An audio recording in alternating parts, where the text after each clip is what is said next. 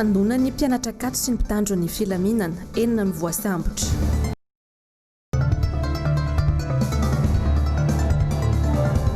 Olona tsy manatsata misy vahoaka teny amin'ny antemeram-pirenena androany.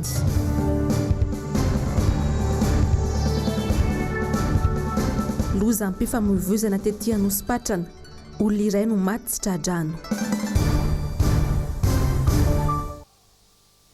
Manolotra ny mbola tsara samby tsara ho antsika jiaby any tokantrano any izay manaraka ny fahitalavitra MBS amin'ity matonaly ity.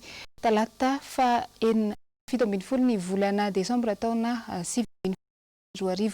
Tonga soa ato anatin'ny vaovao manasanao ampanajanga anaraka izany hatramin'ny farany.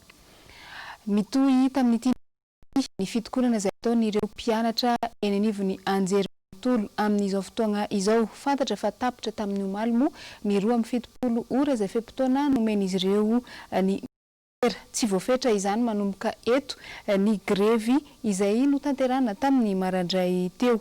Etsy ankilany fitakian'ny mpianatra izay tsy manaiky ny fanaovan'ny ministra etsy andaniny ihany koa mpianatra izay monina eny amin'ny cité Ankatso 2 sy Ambohipo izay mitakiana. Ravira sino mitatitra ny ranandalo tamin'ny maraindray teo.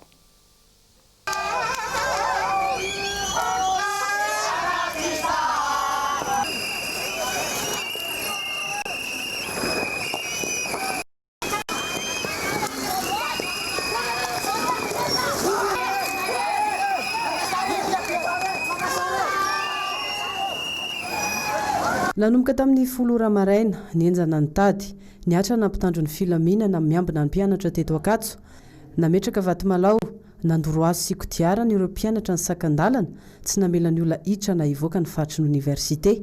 Mazava ny azy ireo ny fitakiana izay tsovatra amin'izay saingy tsy nahazoana valiny. Mba mpianatra ny mpianatra aloha zany ray satria fantasika fa nikasy ny fampianarana atao amin'ny université efa volana maromaro zay ka noho izay zavatra dia manao fitakiana amin'ny fanjakana ny mpianatra mba hamahany olana izay mampikasy ny fianarana io satria ny fantatry ny mpianatra dia hoe nandraikitra hoe amahan'izay olana zay matoa mikasy ny fampianarana dia misy olana ao resaka système LMD izay kaikay misy moa le hoe fanafoanana mini mémoire sy mémoire fa ho anay manokana moa nampianarana tao Akasy tao dia zany resaka crédit mitokana zany ao agnatin'ny système LMD ka ny foanan'ny fanjakana moa zany iny nefa iny nefa manampy mpianatra be rehefa manao soutenance licence izy manampy anazy rehefa manao soutenance izy le master tout ny akoatran'izay koa le système LMD sy mitovy ny eny amin'ny université ny any sasany rehefa misy olona 300 na 700 mavita master 1 dia zara raha misy olona 50 na 90 ihany ny raisiny master tout ny any sasany zay dia makay zara ny ambiny rehefa aveo dia miahaka fosiny eny dia ihany koa ny resaka connexion ety amin'ny université satria ny système LMD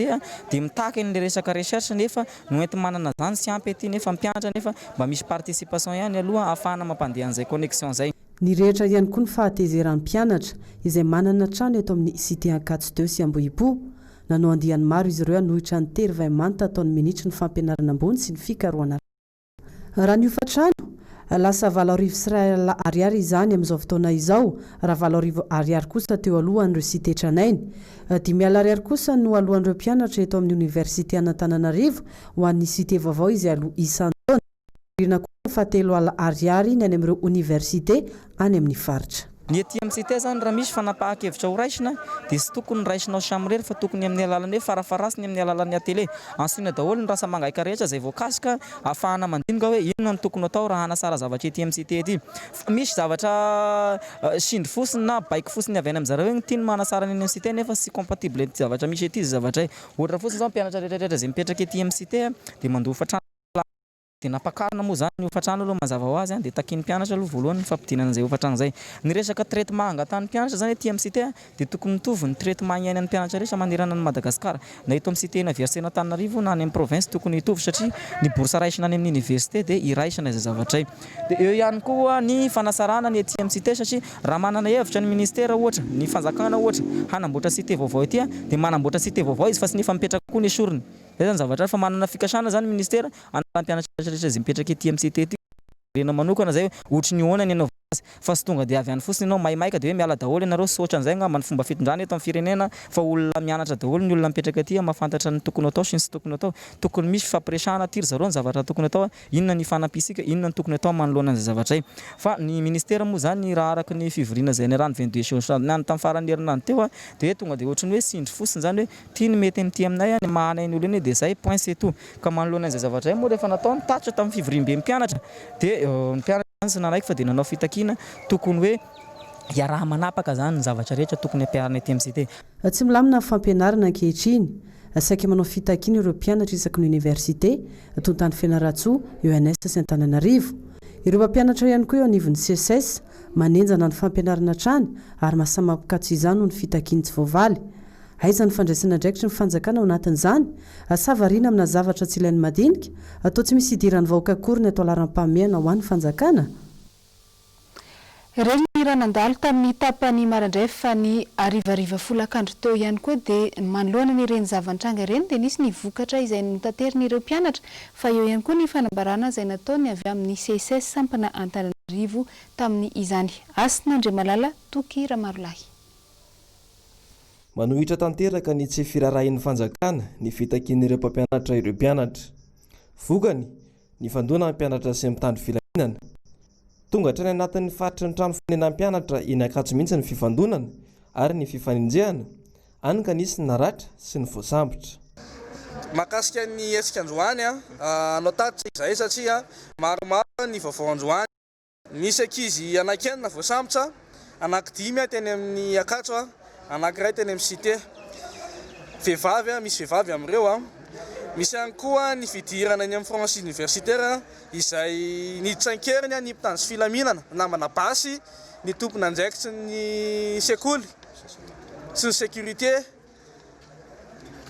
ary nanao tify-danitra ny vice mpianatra teo amin'ny esplanady ary nisy vokany izany satria nisy mpianatra anankiray naratsy izay voam-bala blanc teo amin'ny kotiny anankiroa ilay izy dia tao anatin'izay koa nisy teny polisa manao ny civil izay misambotra mpianatra amin'ny ankapobeny zany tsy azo atao zany zavatra zany satria efa ny lalàna université mihitsy no nitikain'ny mitandro sy filaminana dia zava-misy indray androany Anjanariva teo amin'ny cité izay nitsankeriny ihany koa mitandro sy filaminana mitifitra ny anaty tranon'ny mpianatra mandefa lacrymogène fanontaniana mipetraka hoe aiza ho aiza ny zon'olombelona amin'izany zavatra zany ny CSS dia namoaka ny heviny avy hatrany tao aorian'ny korotaniny ka namoaka fanambarana iraisana miaraka amin'ireo birao avy amin'ny faritra ary nivoatra tao anatin'izany ny fangatahana ny anesorana ny minisitra tompony andraikitra olona afaka mamaha olana tena tompony andraikitra tokoa mahay miaino ny afa sady olony fifanankalozan-kevitra notaky ny CSS hotendren'ny mpitondra ho amin'ny toeran'ny mpitantana ny ministera ny fampianarana ambony sy ny fikarohana ara-tsiasa fa tsy sanatria olona mpamafy olana sy mpanampy trotraka ny efa tokony ho arenina tsy mahafantatra ny maika sy ny no sady tsy mpanilika andraikitra milaza miara-mahita mantsy ny CSS fa tsy fandraisana andraikitra ara-potoana avy amin'ny mpitantana ny ministera piahy sy ny mpitondra ambony sasansasany no antony mampisy an'izao fitokonana faobe manerana ny université miankina amin'ny fanjakana sy ireo be fikarohana nasionaly rehetra ankehitriny koa takinay ny famahana izao olana izao mba hiverena ny fampianarana ambony sy ny asa fikarohana manerana ny nosy satria toa ny zanaboaka ihany no lasa sorona noho ny tsy fandraisana andraikitra manameloka ny fampiasan-kery ataon'ny mpitandro ny filaminana sy ny fitifirana amblan ny mpianatra manao ny fitakiny teny amin'ny université n'Ambohitsaina androany ary mitaky ny famoahana tsy misy fepetra an'ireo mpianatra no samborina raha ny fanazavana CSS dia mbola hitoy ny fitokonana ataon'izy ireo ary ireo mpianatra dia mbola nanamafy ihany koa fa tsy hijanona ity hetsika tanteran'izy ireo ity raha tsy misy ny vahaolana mazava avy amin'ny mitondra fanjakana. Lafim-baovao hafa dia niboaka eky ny marina momba ny zavanitranga teny anivony anteny miera nandritra ny famaranana fivoriana ara-potoana teo amin'ny rotonta. Baiko politika no fototry ny olana araka ny loharanom-baovao. Germaine Menjanahary, Andra Rakotomalala. Ho aizy Madagasikara ary ina no iafarany ny vahoaka malagasy tsy mandady arona. Manjaka tanteraka ny baiko midina eo amin'ny sehatra rehetra eto amin'ny firenena. Ny tombotsoan'olombisy sy ny antoko no imasona. Lasa erim-pamoretana ny mpitandro filaminana. Ezahana afenina ny vahoaka ny zava-misy marina, tahaka ny nampisa vorovoro teny amin'ny anteny meram-pirenena sy ny anteny meran-dolona. Mbola nisokatra le varavarana zay tonga. Dia tonga dia nisy baiko.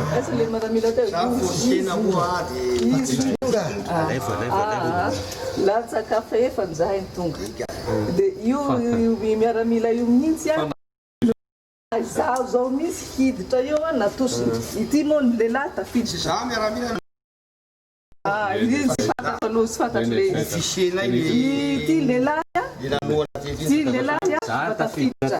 Dia veo nasena nivoaka. Fa tonga le izy fa tsy ndraisina alona zavany. Vao tonga zay Tsy mandray taratasy tena, tsy mandray taratasy tena. Ary teny ofisier teo tena teny izy tsy mandray taratasy. Tsy mandray taratasy tsono izy. Dio ny trano. Zay fa mbola sy ambiromby folo nge zay zao mbola sy dila lery fa mbola 13 sika zao. Zay fa sy mandray taratasy tsono zay fa tapy fa manao clôture zay zao. Dia nisisika zay hany zay hiditra. Dia za moa natosiny fidy lehilahy mba tafiditra tao. Dia avy efa tafiditra tao dia nakato ny varavarana eo. Dia aokaroa lehilahy ty hivoaka zany izy fa sy tafiditra namako dia nivoaka zany izy.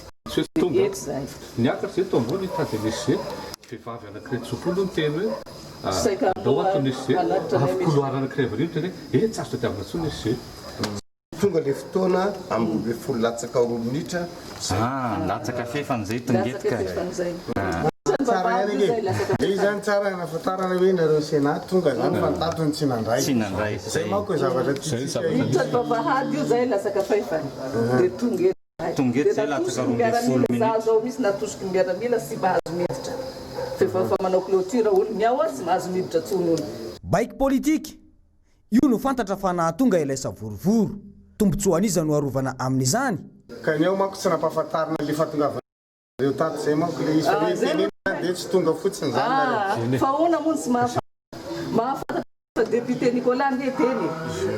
Nijerenay hoe zahay haka le texte. Androaso aloha fa za misy hoany manatitra an'io fa sy alainareo. Miaraka amin'ny personnel tsy haiko lehilahy iny. Ty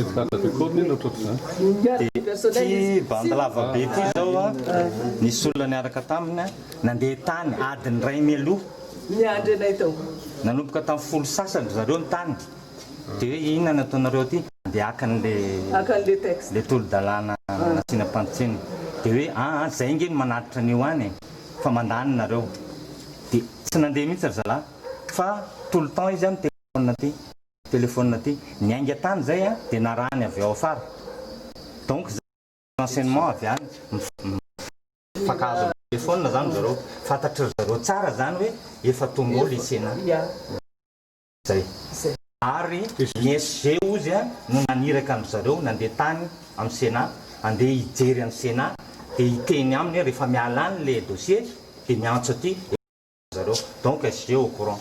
Io niavoe misy le miaramila eo teo hoe le officier izy nanao misy izy teo. Monsieur le député, ordre izy. Tsy fahaiza mitantana no amehezana ny zava-misy eto firenena ankehitriny. Ny fitondrana tsirambina ny fiainana gasy ary isan'izany ny fifidianana feno osika izay nisy eo tamin'ny farany teo iny.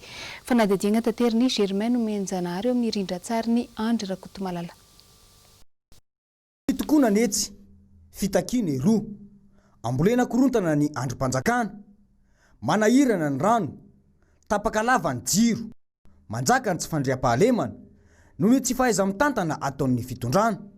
Inina verejinjo ny vahoaka malagasy ary mody lazaina fa maleo tena ny seni izay ny karakara ny fifidianana feno osoka sy alabato teo iny. Tonga le olona mitaky an'le fahamarinana amin'izao fotoana izao. hita mihitsy le fitany lany dia eo tsy fahatombanana maro dia maro tsy fahatombany tena be dia be ary eo ihany koa nefa le eritreritra mihitsy tsy ampiseho le tena etaetam-bahoaka ao anatin'ny fifidianana zay le milaza le alabato ka iosoka sy alabato tsy vita mihitsy io raha tsy misy an'le réseau zany misy an'le mpitatanila zay aloha zany dia tena hoe tena mihitsy hoe tsy fianana dia tena tsy hita mihitsy tamin'ny asa fiatrehana saka fanaovana propagande izy moa tsy nahita na fitaovam-panjakana na tompona ndraiky mpanjakana nanao propagande fa nisy ny teny an'izany ve zany tena na tsy misy mpitoro ara zo anseny mihitsy no mandray fanapahan-kevitra mametraka fitoriana amin'izany zavatra zany ary na amin'ny fomba fiasan'ireo ratsamangaiky andreo indrindra moa fa miampy an'izao fitarainana maro dia maro zao dia tena tsy mety kosa ny fanipazana hoe tena tsy aty aminay fa tany amin'lehibe amin'ny foko tany na aty aminay fa indro avoakanay meloha le vika-pifidianana tsotsotra satria tena misy aloha le fifidianana raha hoan'ny mpitaky ny fahamarinana tamin'ny fifidianana be ny tanàna sy mpanolo-tsaina teo iny dia tsy hijana ny etsika natao raha tsy misy valiny izany. Lafim-baovao hafa kosa indray dia nitrangana lozam-pifamoivoizana na hafatesana olona raiky indray tetsy amin'ny digue Anosipatrana tamin'ny androany arivariva teo. Fiara lehibe sy moto no niaran-doza tamin'ny izany. Ny andindin'izay eo amin'ny rivotra Malala. Avy any Andorany fotsy andeha hamonjy fodiana ho any Ivato ireo mpianadahy nitaingina motocross 150cc no nosongona n'ity fiara lehibe avy aoriana izay nandeha mafy.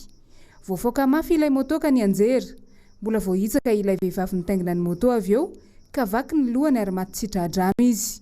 Ilay nitondra ny moto kosa naratra mafy saingy tsy maty.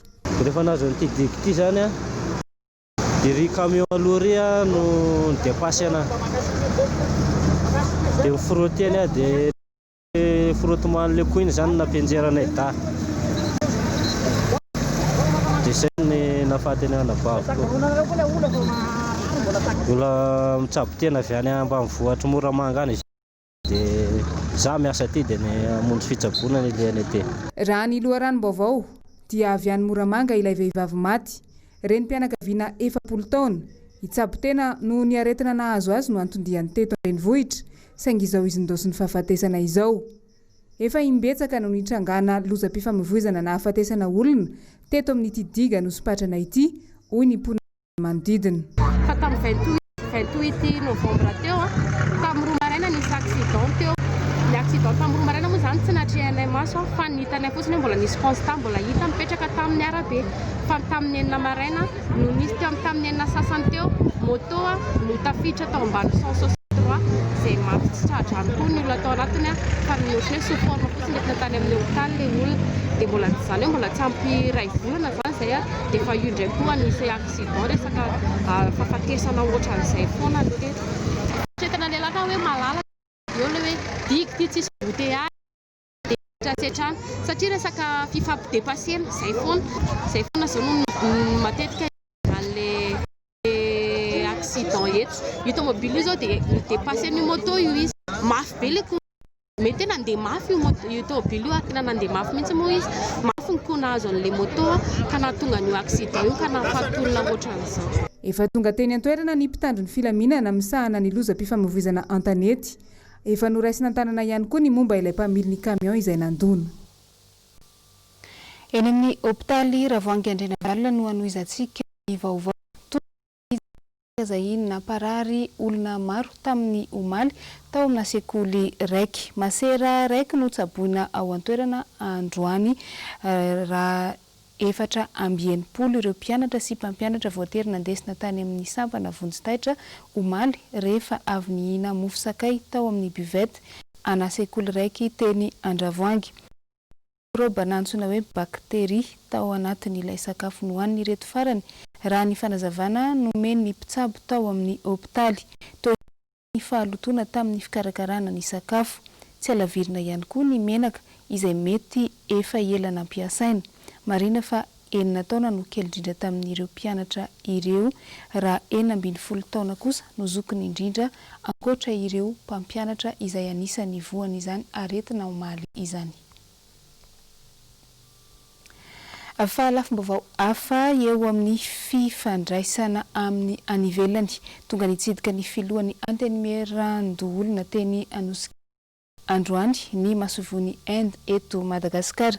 Ny fampandrosoana iarahany antenimiera rotonta moa no anisany votoantan'ny koragna tamin'ny izany. Ravo Razafy Mahenina sy Mathieu Princy. Ny demokrasia no tokony apetraka voalohany ahafahana mampandroso firenena iray ho masovony Inde eto Madagasikara. Atseto zavatra ahafahana mitondra fivoarana izay sehatra afaka trandrahina tsara sy ny tena azon'ny olona tombony ara-pivelomana.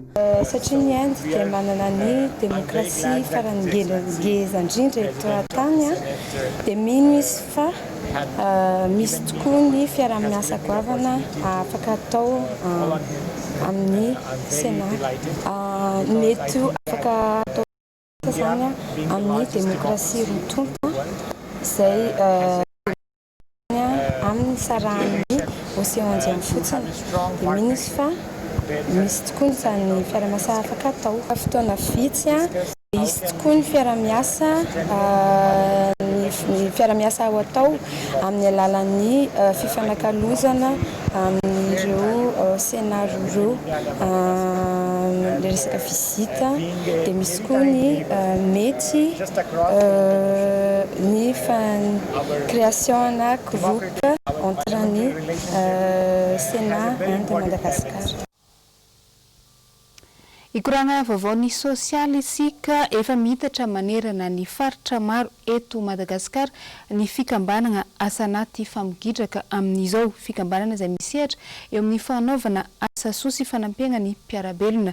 Nisy ny notanterahana teto Antananarivo renivohitra tamin'ny alahady loso teo. Ny andindin'izay eo amin'ny rindran-tsary ny Tokira Marolahy. Ny forona ny taona 2024 ny fikambanana asanaty famogidraka.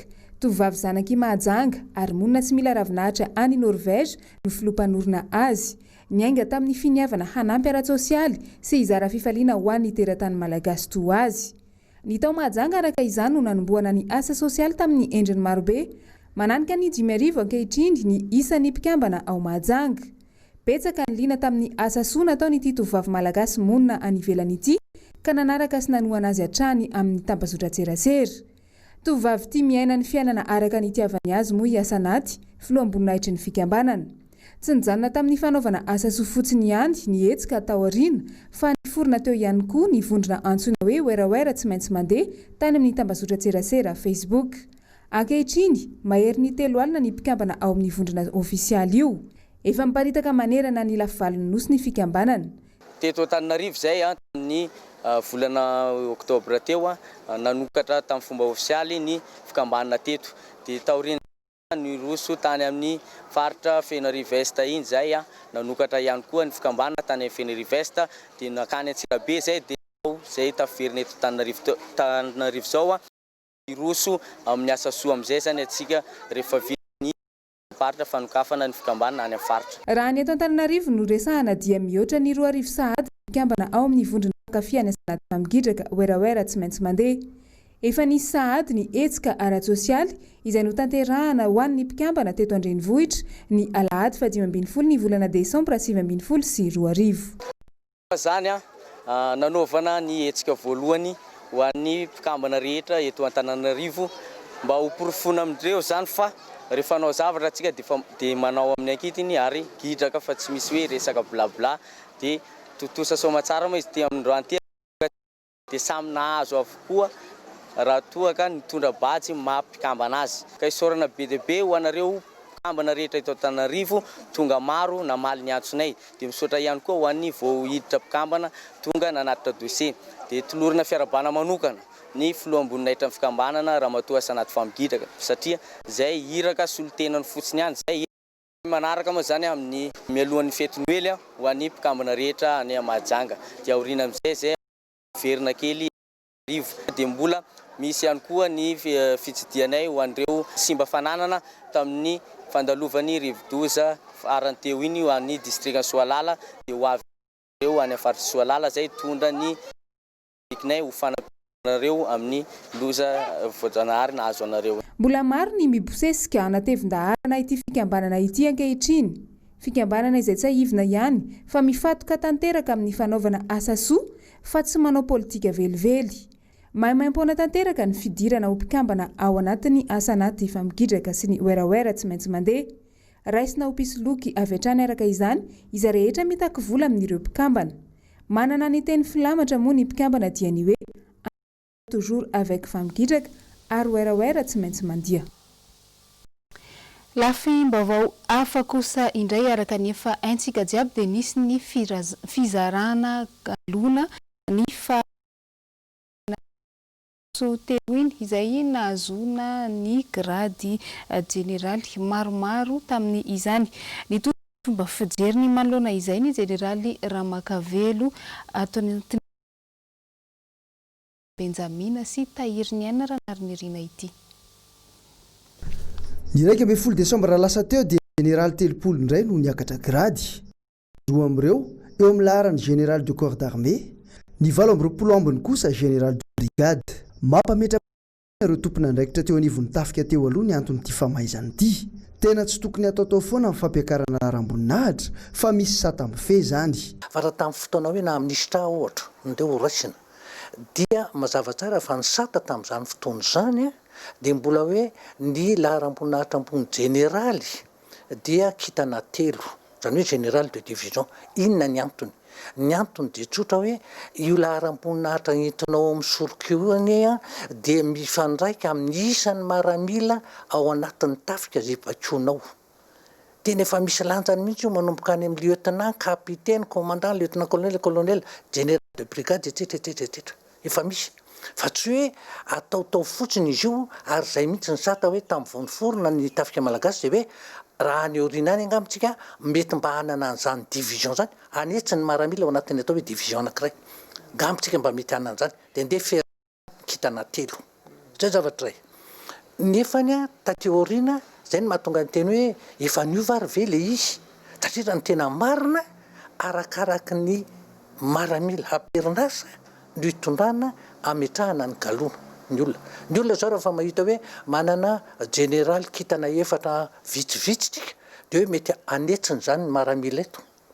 Zay tokoa ve ary zavatra misy any fotsiny angeny ametrahana azy satria ny zavatra tena mampalahelo fandinihako azy na dia tsy aperinasa tsony dia ny zavatra hitako dia ity. Ohatrany hoe lasa miendanja le lanjan'ny le galona. Inona ny antony? Any hoe ohatra anankiray fotsiny ako ohatra ny atao hoe corps dia commandant na lieutenant colonel ny tokony baiko zany ny corps zany bataillon compagnie 3 na 4 mikambana ny manome bataillon.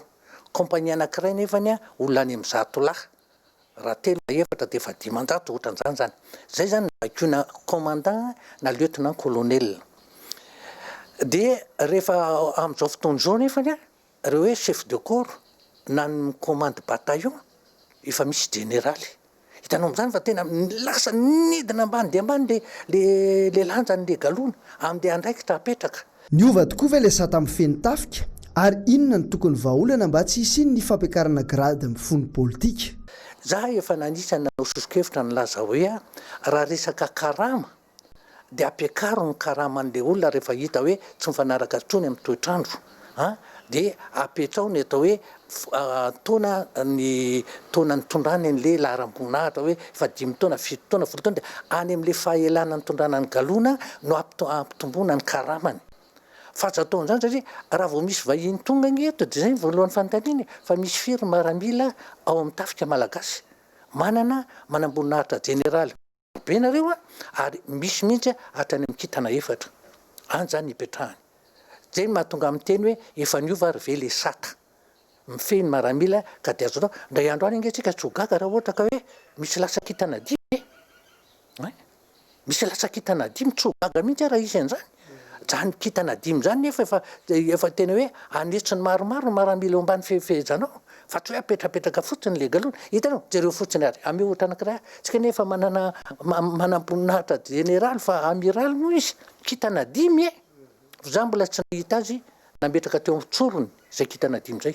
Tonga teto ny Andriamatoa Thomas Sankara kapiteny filoham-pirenena tany misy azy ny tsena azy tany ny filoham-pirenentsika tsy nametraka an'le galona kanefa fanamina maramila netiny teny vato ilazana amin'izany fa laza hoe laharam-boninahitra mavasy fotsiny ngamba fa tsy araky ny tena tokony hoe lanjan'le galona hoentinao fa tsika raha marina hoe kitana dimy tsika efa manana diratreraka zavatra ohatran'izany ka ohatrany hoe zavatra zay ny anazy moa nahatonga an'le kitana dimy dia mazava loatra tany amin'ny assemblée nationale nanome azy fa tsy araky ny sata zany hoe lafiny politika fa tsy araky ny sata mifeny folo alin-dà zay zany ny fahitako azy ka zay ny mahatonga itenozy aho hoe hitanao fa ataony ataon'ny olona vazivazy a amin'izao fotoana izao tsika le miadiny hoe iverenan'ireo nosy malagasy efatra a Madagasikara dia manendako tsika fa manana général marobeko iny tsy vao maheno fotsiny ny tafika frantsay hoe ry zareo nika manana kitana efatra manana kitana telo marobe afaka mety mandefa maramila ty izy apahany amin'ny maramila ny inona ny mety apatahotra an'izany so dia no ohatra ny tany malouine tsika i Argentine sy Angleterre ohatra fotsiny fijery daholo zany rehetrarehetra zany fa ozy aho hoe rehefa zay moa ny fanapahan-kevitra ny fitondram-panjakana kuina moa fa dia tonga hoe miova sata miova andrina ary tranona findra tsy mitovy zoro. Lafim-baovao hafa kosa indray dia androany ity dia nisy ihany koa ny zavan-tranga teny amin'ny anteny miera-pirenena teny anteny miera-pirenena izay androm-panjakana raiky mpanao lalàna sy mpamolavolana izany lalàna izany. Teny amin'ity toerana ity teny Tsimbazaza no ambohi-piona ny ireo olona tsy manan-tsata na olona ihany koa hoe apatridi izay marobe izy ireo raha ny eto Madagasikara no lazainy. Misedra olana marobe ireto antsoina hoe tsy manan-tsata ireto izany hoe tsy manana ny antsoina hoe nationalité na gasy izany na vahiny ihany koa. Ny joro vavolombelona ny vitsivitsy tamin'izy ireo izay solotena ihany teto Madagasikara satria marobe no hoy izay teo teratany vahiny na ny teratany malagasy dia misedra n'izay olana izay avokoa antso fanelikiliana fahasairanana eo amin'ny resaka fikarakarana ny taratasy dia olona antsoina hoe tsy manan-tsata na apatridi ireo avokoa. Antenaina araka izany ny siany fandraisana andraika lehibe izay ataony avy eo anivon'ny mpamolavolana ny lalàna izany hoe ireo solombavam-bahoaka izany any amin'izy ireo no fanantenany ireto olona manan-tsata ireto manoloana n'izao hetsika izay atao izao efa misy ihany hatramin'ny fikambana isan-karazany izay mandray antanana sy mikarakara anireny ary manataitra ny eo anivon'ny fitondram-panjakana ihany koa mba andraisana ndraiky amolavolana lalàna manokana ho an'ny mitsinjo manokana n'ireo antsoina hoe olona tsy manan-tsata ireo. Nisy moa ny fanadihadiana izay nataony Mirado Rabenjamina teny antoerana sy tahiriny ihany naranariny irina andeha ho tanterina izy ireo amintsika ny andindinina izay. Mbola maro amin'ny olona eto Madagasikara amin'izao ny sokajiana ho isan'ny tsy manan-tsata na ny apatride toy ny olon-drehetra nefa izy ireny manana fahaiza-manao, manana talenta, mirehare amin'ny maha-malagasy azy nefa sakana lehibe ho azy ireo tsy ahafahany mampandroso ny firenena ny tsy fanana ny zoom-pirenena.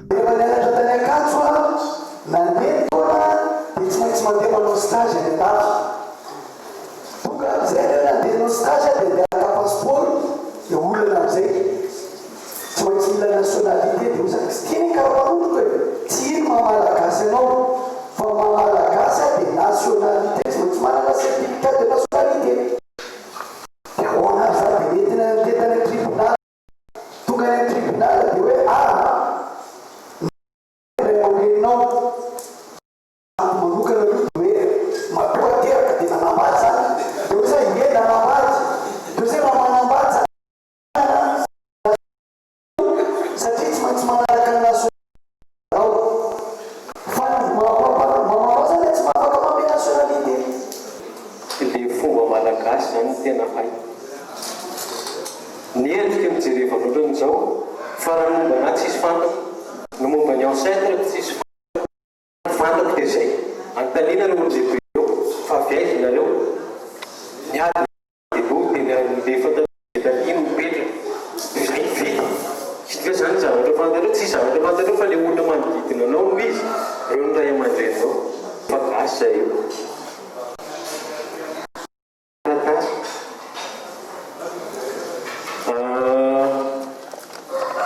iova sujet anakiraika hafa tsy omena asa tsy omena zavatra azo atao anay inona ny zavatra azonay atao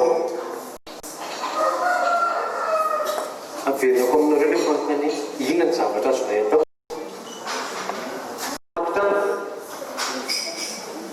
amon'olona ivarotra lovony ivarotra toka anao aferina zavatra ratsy ry angalaka atao rapaty anao zavatra ratsy ato zao misy anakiraika ty mademoiselle ty efa tokony voaka dokotera izy fanomtaratasy dia io satra iray ahafahan'izy ireo maneho hevitra sy mitaraina ny hetsika gasy jiaby izay arahany amin'ny focus development sy ny masovony firenena mikambana momba ny mpitsoponenana na ny UNHCR. Ny antony mahatonga ny apatridy dia ny resaka lalàna. Fatatsika fa raha hanova lalàna zany dia anisan'ny voankazo dia izay ny antony safidy an'ilay toerana eo ihany koa fa iantsika araka ny teo fa misy amin'ireo apatrida ireo samba vao niakatra teto Antananarivo dia verinay hoe tena zava-dehibe zany hoe entina aty amin'ny androm-panjakana ny anisan'ny toerana voalohany tsy diany eto Antananarivo izay. Vokatra roa lehibe ny vita Madagasikara voalohany le fanovana lalàna tamin'ny taona 17 le fahafahandreny mampita ny zoam-pireneny amin'izany mitovy zo zany lehilahy sy vehivavy amin'ny fampitana ny zo dia faharoa ny fahavitany Madagasikara le plan d'action national pour mettre fin à l'apatride izay rahan'ny au commissariat des Nations Unies pour les réfugiés focus développement izay tarihan'ny ministère amin'ny fitsarana. Dingana lehibe ny nahafahan'ireto olona tsy manan-tsata ireto miseho vahoaka satria natrany izy ireo noho ny mitahotra ny voasambotra. Iny ihany koa matomboky lasy tombovavy nandesitsika ny vaovao tamin'ny tiany ity mankasitraka anao nanaraka izany hatramin'ny farany mametraka ny fa samitsika jiaby ary aza misaraka amin'ny fahitalavitra MPS.